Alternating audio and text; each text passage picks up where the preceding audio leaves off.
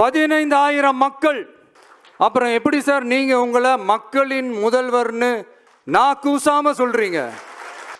இதுல வேற உங்களுக்கும் இந்த பரந்தூர் ஏர்போர்ட் கட்டுற பிரச்சனைக்கும் சம்பந்தமே இல்லாத மாதிரி வேற காட்டிக்கிறீங்க. ஆனா ஏர்போர்ட்டுக்காக பரந்தூரை பரிந்துரை செஞ்சதே உங்க கவர்மெண்ட் தான் ஒன்றிய விமான போக்குவரத்து துறை அமைச்சர் சில மாதங்களுக்கு முன்னாடி சென்னை வந்திருந்தப்போ சொன்னார். அதுக்கும் உங்ககிட்ட இருந்த எந்த பதிலும் இல்லை.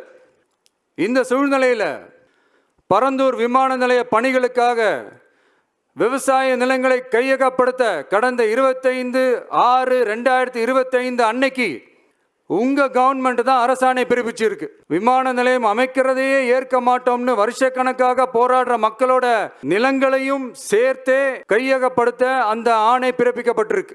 விவசாயிகளோட கண்ணீரை துடைக்க வேண்டிய தமிழ்நாடு அரசு அவங்களோட கண்ணில் குத்துறதாகவே இருக்கு இந்த ஜீவோ.